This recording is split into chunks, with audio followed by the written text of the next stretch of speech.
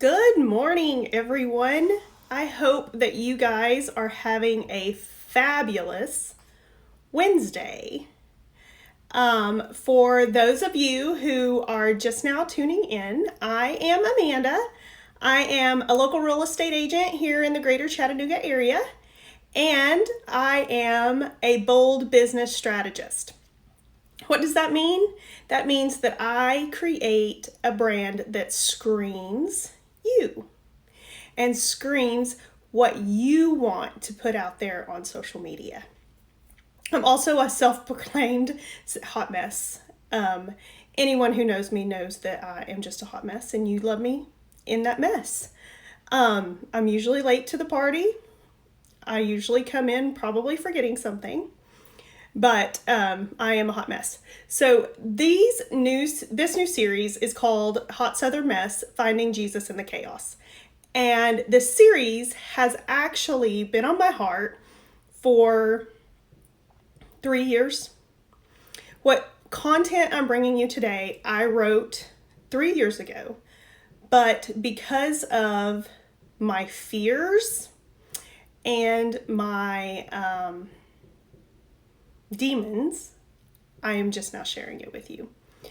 So my blog is up and running again. You can register on my website. There's a ton of information that I'll be bringing you from business strategies to how to remove some of those fears and doubts and really run the business and run your life the way you want to.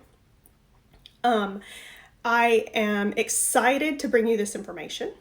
And so I hope that you guys are here with me today. So if you are tuning in live, I would love to see you in my comments. Tell me hi, tell me where you're tuning in from. If you are catching this information and catching it on the replay, please let me know that as well. Also, this information or these series will be up on YouTube after they go live. So if you would rather watch these in a series and be able to listen to them in your car, they will be there for you. So I am done with the business and I'm ready to get started. So I hope you guys, one, are having a fabulous Wednesday, and two, are here because you are in the same boat I'm in, and where I feel like I have to sometimes just look for Jesus because my life is running in such a crazy, chaotic mess. So this week on the blog, I talked about being silenced and how being silenced caused me not to step into my God-given purpose. And one of those ways that I was silenced, there's been several ways along my life that I felt like I was being silenced, but it started as early as kindergarten, where I was told to not tell the boy that his Superman underwear was showing, or Spider-Man, I don't even remember which one, but that was like the first time I was silenced, and that burned on my heart.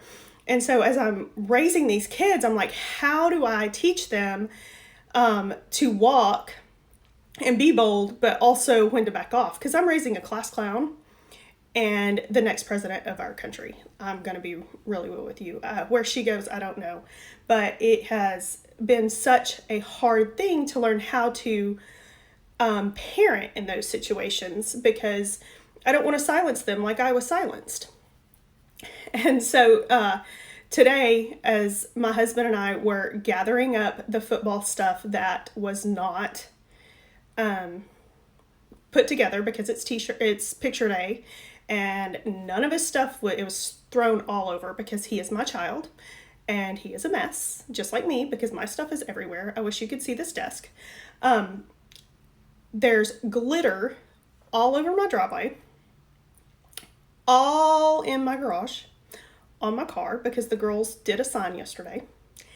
And I looked at him and he was like, oh my gosh, the glitter. And the only thought I had was, one day we're going to miss the glitter.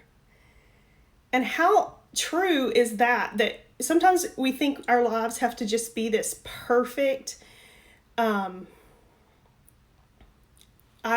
Instagram worthy painting and picture, and what we're really gonna miss is the glitter that's everywhere and you can't get rid of it, because it was in those moments that girls were just having fun and being themselves and riding the skateboard that's their brother's and putting together the signs. So, it was in that moment that I really realized that God calls us to just run the race that we're in, right?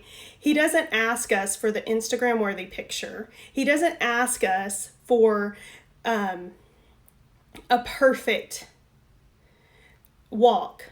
What he asks for is for us to show up every day and run the race that's ours to run. I'm not running my husband's race, and I'm not running my daughter's race. I'm running the race that is my race. And so how do I do that when there's glitter everywhere, right? How do I continue to run the race that I'm supposed to run when all I see is a mess of glitter? And so it all begins in how, one, you look in the messes and how you pay attention in the mess and how you pivot. And so if you find yourself sitting there in your mess and all you see is the glitter and you forget the part where you're talking to your husband and saying, one day we're going to miss this glitter, that's when you know it's time to slow down. It's time to take a step back. And it's time to start your day in Jesus's word, right? When you start to realize that you're focused more on the glitter and the mess than you are on the memories that you're making, on the path that's in front of you, it's time to take your step back. So, how do I flip my switch? When I'm focused on the glitter, I'm focused on the mess, I'm focused on the I'm nots, right? If you want to use the analogies of your glitters as your I'm nots, I'm not worthy of, I am not good enough for, I am not ready yet. How do we flip our switch? How do we flip our switch to I'm going to miss this if I don't run now? How do we flip those switches? And it's simple.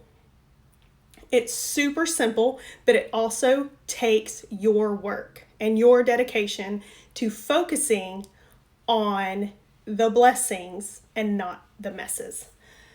So in Hebrews 12:1, Jesus says, therefore, since we are surrounded by such a great cloud of witnesses, let us throw off everything that hinders and the sin that so easily entangles, and let us run with perseverance the race marked in front of us.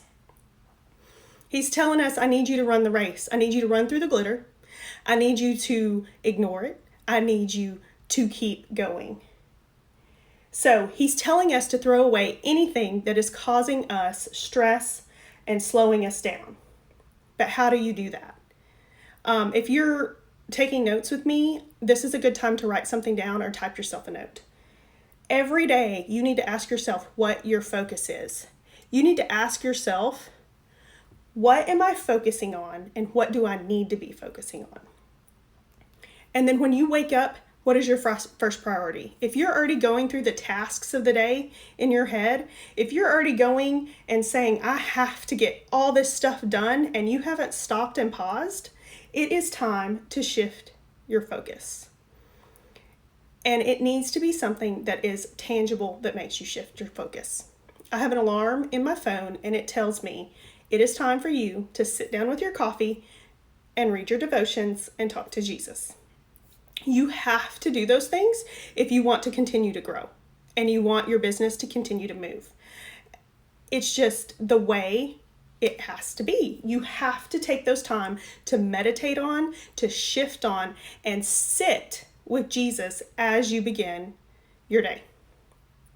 So I want all of you in these moments, on these Wednesdays, to take that moment to shift, to take that moment to sit back and slow down and refocus on the race that's in front of you.